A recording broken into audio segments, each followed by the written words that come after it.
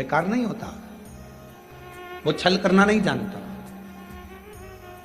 बस जैसे परमात्मा ने एक बच्चे को जन्म दिया, उसका मन एकदम साफ है, शुद्ध है, उसके मन में कोई भेद नहीं है, उसके मन में कोई कपट नहीं है, उसके मन में कोई बेईमानी नहीं है, छल नहीं है। भगवान भी चाहता है जैसा मैंने तुझे भेजा स्कूल वैसा कि वैसे ही लौट कर आना, जैसा मैंने तुझे भेजा संसार में वैसा ही लौट कर मेरे पास आना, जैसा मैंने भेजा है। एक अविरल भक्ति के साथ संत, सती और भक्ति, कौन कौन है? तीन, संत, सती और भक्ति। ये तीन अगर हमारे घर के अंदर इन तीन में से एक भी है, जरूरी नहीं कि कोई कपड़े बदल लेगा तो संत हो जाएगा, कोई माला पहन लेगा तो संत हो जाएगा, कोई जटा बढ़ाएगा तो संत हो जाएगा। संत का ये लक्षण नहीं है। संत का लक्षण है कि जहां रह रहा है, जिस स्थान पर रह रहा है, जहां वो है वहां रहकर अविरल भक्ति को धारण करना। अविरल भक्ति जहां वो निवास करे उस अविरल भक्ति को धारण करे। संत का लक्षण है संसार की बातों से, संसार की मोह माया से, संसार के सारी दुनिया के संसार के सुख से, भोग से दूर रहे, वो संत।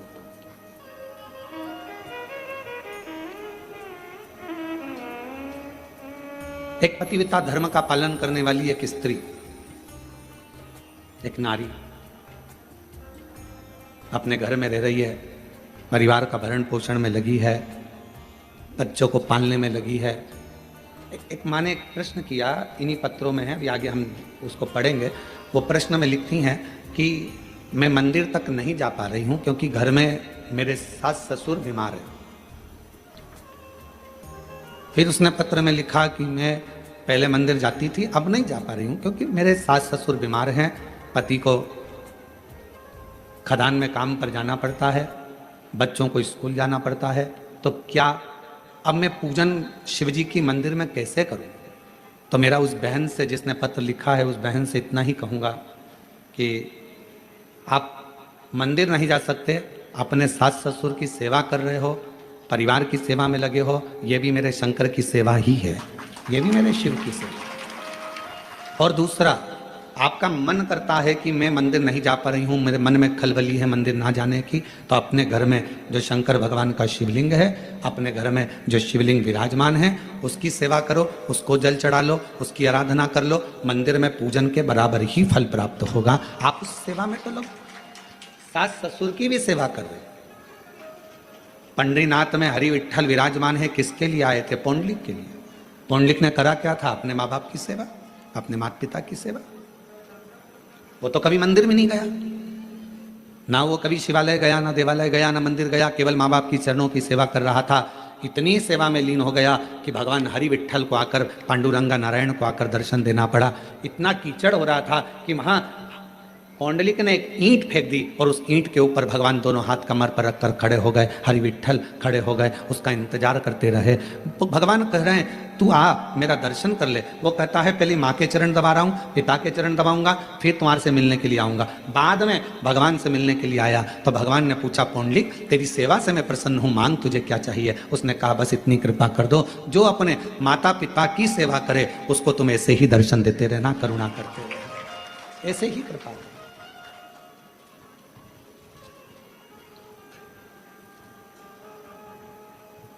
क्या करें हम? कोई कोई माता ऐसी हैं, कोई कोई भाई ऐसे हैं, कोई कोई जीजियाँ जीजा, मेरी बेटियां बेटा ऐसे हैं, मंदिर बहुत दूर है, जाएंगे कैसे? कैसे?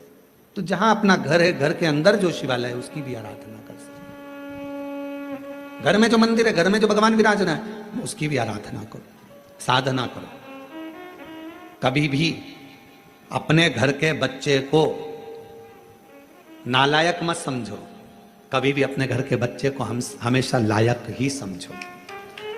अपने घर का जो बेटा है, कई माताएं अपने बच्चे से कह देती तुझ में अकल नहीं है, तुझ में अकल नहीं है, तुझ में अकल नहीं है। कई माताएं कह देती हैं अपनी अपनी बातों में, वो देखो उसका पति बेचारा इतना कर लेता है, उसका पति वैसा कर लेता है, और तुम तो घर में पड़े रहते हो, तुम्हारे से तो कोई काम बनता नहीं है, ये जाते नहीं बनता, वो काम करते नहीं बनता।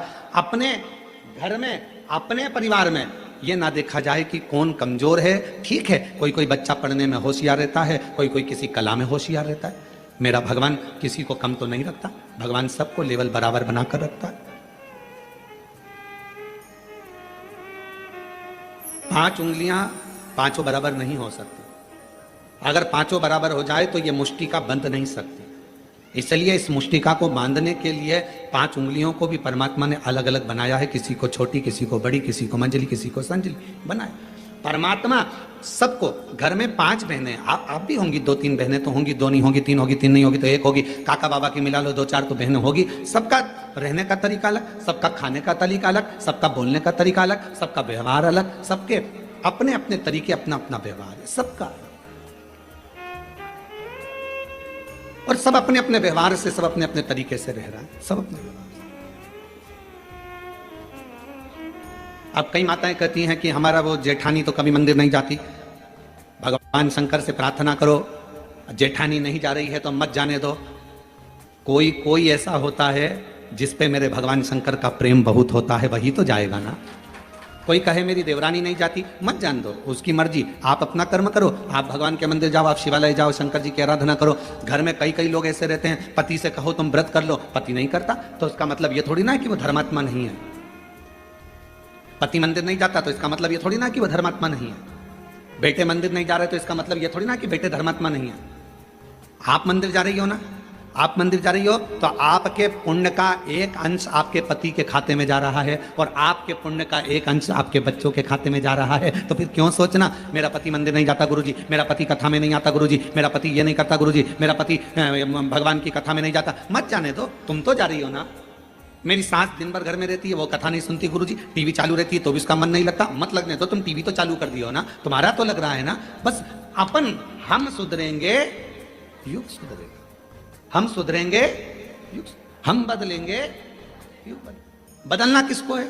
अपने आप को। जब हम बदलेंगे तो युग अपने आप बदल जाएगा। आपको देखकर एक ना एक दिन तुम्हारे घर में, एक ना एक दिन, तुम महीना 2 महीना कथा तो सुनो, एक आध दिन पति भी 5-10 मिनट टीवी के सामने बैठकर कथा सुने ही लेगा। तुम बदल कर देखो, वो भी बदलेगा।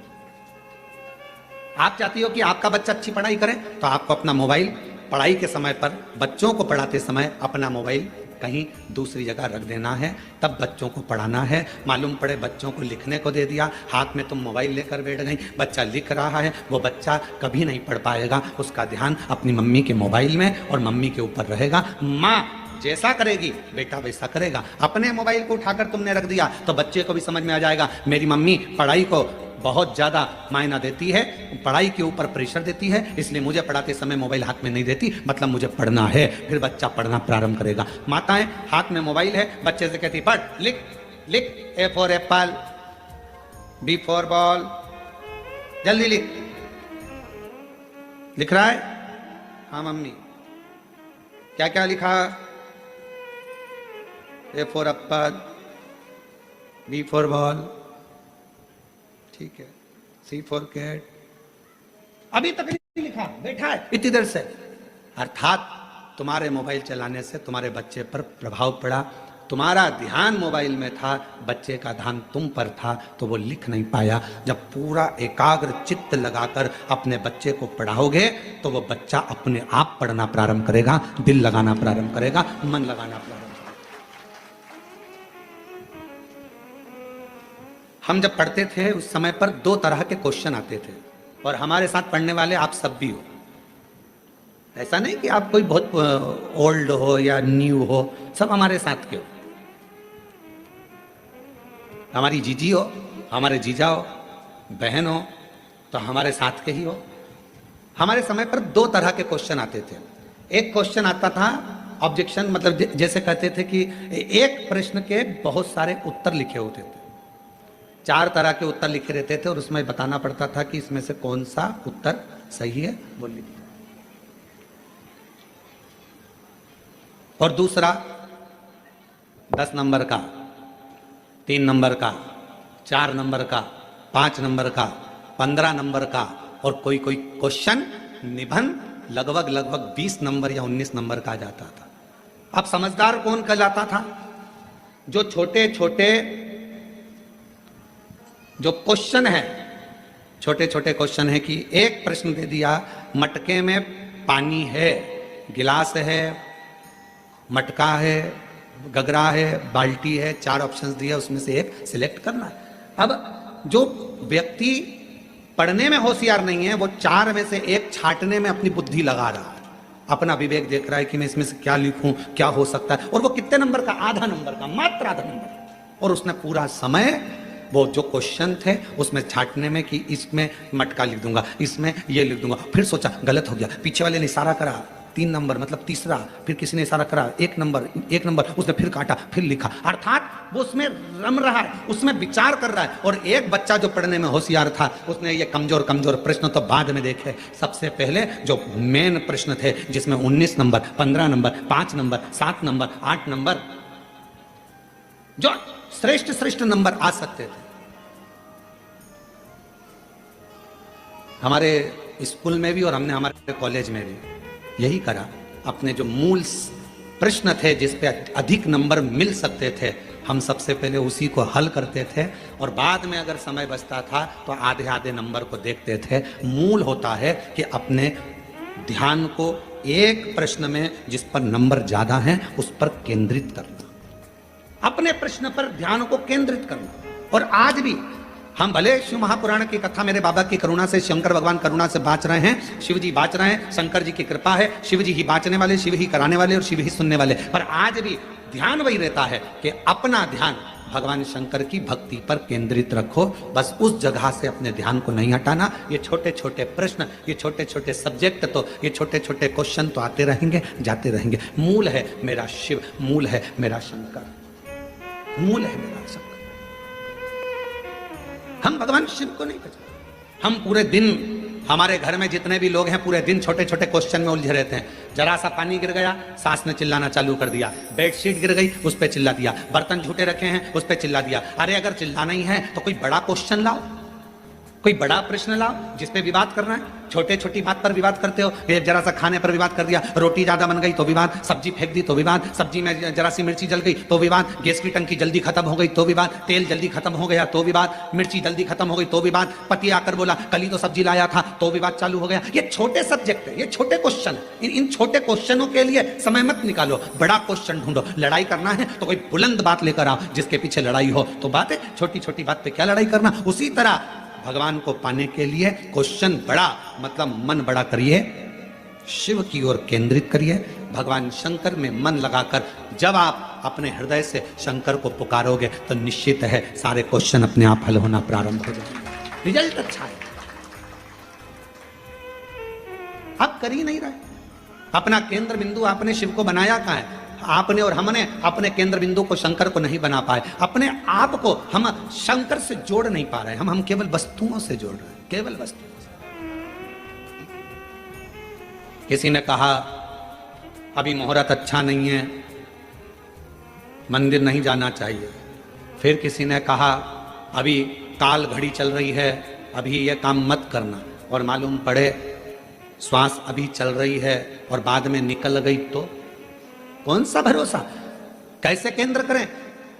शंकर भगवान का एक नाम काल अधिपति महाकाल है, सबकी घड़ी बदल देता है, सबका समय बदल देता है, सबका चक्र बदल देता है, सबका काल बदल देता है, उसको महाकाल कहते हैं। अगर कोई कहे ये समय अच्छा नहीं, वो समय अच्छा नहीं, मेरे महाकाल बाबा का नाम लो और कदम आगे बढ़ाते चल जाओ, अपने आप सफलता मिलना प्रारंभ हो जाए।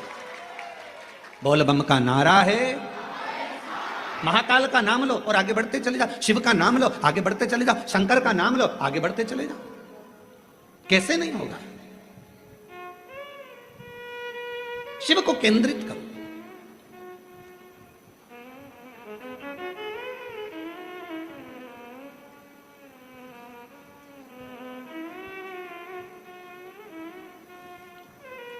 एक हमारे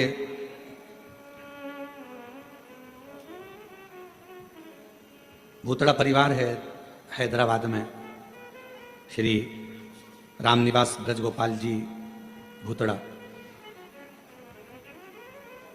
एक बार वो मिलने के लिए आए और उन्होंने कहा गुरुजी बहुत मन है हैदराबाद में शिव महापुराण की कथा हो, पर व्यवस्था कैसे हो? इतना भीड़ आता है, इतना पब्लिक आता है, इतना भाग्यनगर में कथा होना और इतना भीड़। हमने कहा भूतड़ा जी क्यों चिंता करते हो, बाबा पर भरोसा रखना, माता पिता पर भरोसा रखना, उनके आशीर्वाद पर भरोसा रखना, तो जिंदगी में ऐसा नहीं कि आप शिव महापुराण की कथा नहीं करवा पाओगे, जरूर करवा पाओगे। और यहाँ पर भी बैठे हैं यजमान परिवार, हमारे को रोज लेकर आते हैं। उन्होंने कहा गुरुजी साहू परिवार है, एक वो अग्रवाल परिवार है, और ये लोग कहे हमने सोचा था केवल कि कभी जजमान बनेंगे। अब इसके लिए आपको शर्मा जी को धन्यवाद देना चाहिए कि हमने सोचा था केवल कि हम जजमान बनेंगे, पर बाबा की कृपा ऐसी हुई गुरुदेव कि आज कोरबा में हम जजमान पद ग्रहण कर लिए। ये शिव की, ये शंकर की, ये शिव की उदार। और बाबा की ऐसी कृपा हुई कि हैदराबाद में भी भाग्यनगर वालों के भाग्य खुल गए, और 13 से 17 अगस्त तक 5 दिवसीय शिव महापुराण की कथा तेलंगाना, हैदराबाद, भाग्यनगर में होगी। और पूरे हैदराबाद वालों को बहुत बहुत बधाई, पूरे भाग्यनगर वाले हैदराबाद वासियों को बधाई। और वो कथा फाइन कैंप कंपनी वाले श्री भूतड़ा जी उस कथा का आयोजन करा रहे हैं, उसके लिए उनको साधुवाद बहुत बहुत। और संपूर्ण हैदराबाद वासियों को ये गौरव होना चाहिए कि बाबा की कथा आपके क्षेत्र में हो रही है। आगे बढ़कर सेवा, आगे बढ़कर बाबा की भक्ति करो, खूब सेवा करो, जितना बन सके उतनी सेवा करो। अगस्त में कथा मिली है 5 दिन की, 13 से 17 अगस्त तक 5 दिवसीय हैदराबाद वासियों शिव कथा। भगवान ओघड़दानी का चरित्र, आप अपना ध्यान केंद्रित करो भगवान शिव के प्रति। ये ना सोचिए कि मैं मंदिर नहीं जाती, मुझे भगवान नहीं मिलेंगे, मैं ये कर्म नहीं करती, भगवान मुझे नहीं मिलेगा। आप हृदय से निर्मल मन सो मोहि पावा, और मोहि छल छिद्र कपट ना भावा। आप हृदय से भगवान को पुकारो। और मैंने तेरे ही भरोसे बाबा, तेरे ही भरोसे हवा बिच उड़ती जावांगी, बाबा डोर हत्तो छठी नाम कटी।